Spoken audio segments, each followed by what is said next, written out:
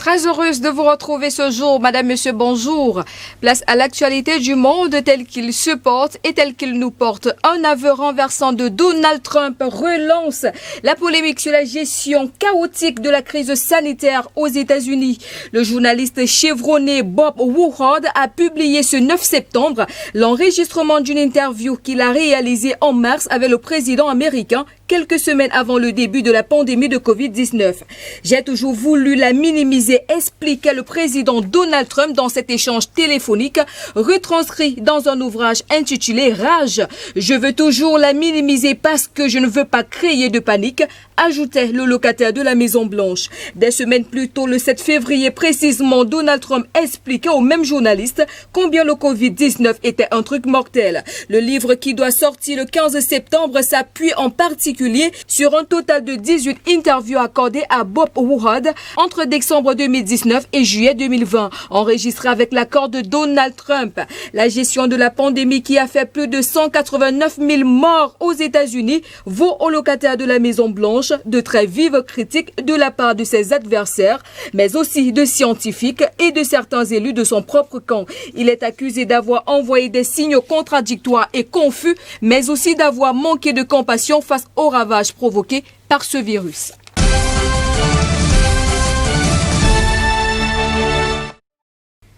On reste aux États-Unis où des incendies d'une ampleur historique alimentés par la sécheresse et des vents violents, des feux d'une rare intensité continuent encore hier mercredi 9 septembre de ravager la côte ouest des États-Unis et ont causé la mort de 6 personnes dont un enfant.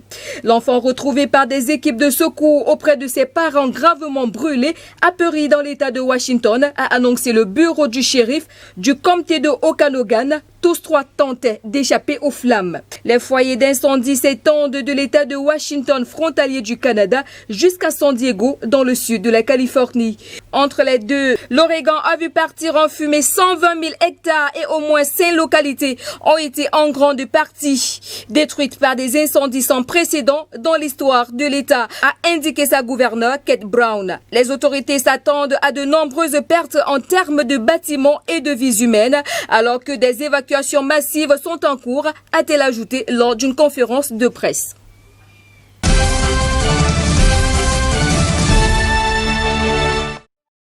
C'est un énorme panache de fumée noire au-dessus du camp de Moria. Des milliers de migrants ont fui les lieux pour trouver refuge et pour se nourrir. L'incendie a ravagé le plus grand camp des demandeurs d'asile de Grèce situé sur l'île de Lesbos. L'origine du feu n'est pas encore déterminée, mais ce drame met en lumière la délicate question de l'accueil des réfugiés dans l'Union européenne. Pour Stephen Oberret de Médecins sans frontières, Moria était une bombe à retardement qui aurait pu exploser en n'importe quel moment. Le coordinateur des questions migratoires pour l'ONG souligne que depuis son ouverture en 2015, les conditions dans le camp de Moria sont inacceptables. Récemment, il y a eu 20 000 personnes dans un espace censé en accueillir 3 000. L'Union européenne a très rapidement proposé son aide à la Grèce et a fait part de sa peine face à cette situation. Mais ce drame soulève d'autres questions. Où sera-t-il possible de relocaliser ces réfugiés et les États membres sont-ils prêts à ouvrir leurs frontières?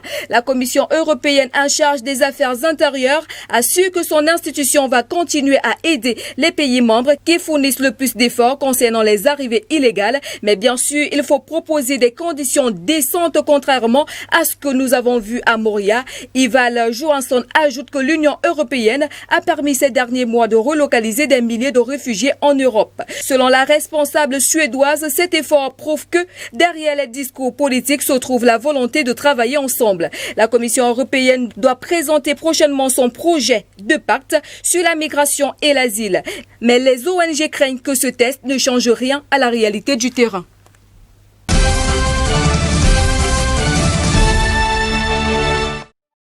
L'économie européenne tourne toujours au ralenti et l'issue de la crise semble encore lointaine. Plus inquiétant encore, les cas de contamination progressent. La crainte est de voir un nouveau confinement se mettre en place, ce qui menacerait plus profondément l'activité. Dans ce contexte, le vice-président de la Commission européenne se veut optimiste. Valdis Dombrovskis espère ne pas voir le retour des sévères mesures de restriction. Il explique, je cite, « Nous gérons tout d'abord cette pandémie et nous écoutons les conseils des épidémiologistes. C'est ainsi que les États membres ont agi au printemps dernier et c'est ce qu'ils font actuellement. Pour le moment, il n'y a pas eu de rapport suggérant la mise en place d'un confinement. La Commission européenne a su que sa réponse économique commence à porter ses fruits. Le commissaire européen en charge de l'économie insiste sur le fait que l'institution observe des conséquences sur le marché du travail et sur le chômage. Le nombre de personnes en activité diminue, mais rien de comparable à ce qui se passe aux États-Unis. De nombreux observateurs s'interrogent sur la forme de la courbe de croissance pour caractériser cette crise. Ces mêmes voix alertent le point que la récession pourrait à terme renforcer les plus riches et exclure davantage les plus précaires. Toutefois, le président du Conseil européen, Charles Michel, a su que le but du fonds de relance est d'éviter un tel scénario entre les États membres. L'Union européenne dispose d'une stratégie pour amortir la crise, pour soutenir la reprise et pour aider les citoyens à reprendre le travail. Mais les incertitudes sont toujours nombreuses. La question est de savoir si ce plan sera suffisant.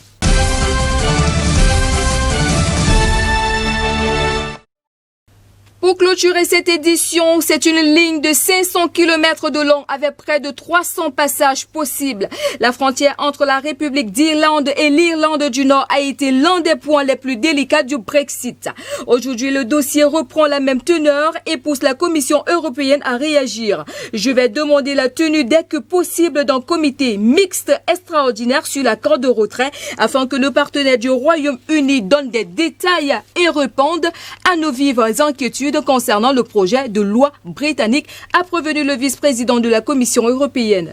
L'Union européenne ne compte pas abandonner, au contraire, elle espère employer cet accord de retrait pour trouver une solution. Différents responsables au sein de la Commission européenne estiment que la confiance est sérieusement écornée sur fond de pourparlers déjà tendus. Dans ce contexte, la possibilité d'un échec des négociations se renforce.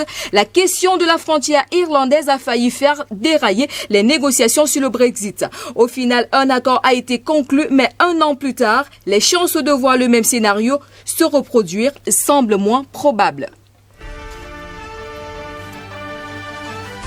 Ainsi va la vie, ainsi va le monde de ce jour. Madame, Monsieur, merci de votre aimable attention sur les antennes de JBS Télévision. Nos programmes se poursuivent. On se retrouve demain lorsqu'il sera 15h. Au revoir.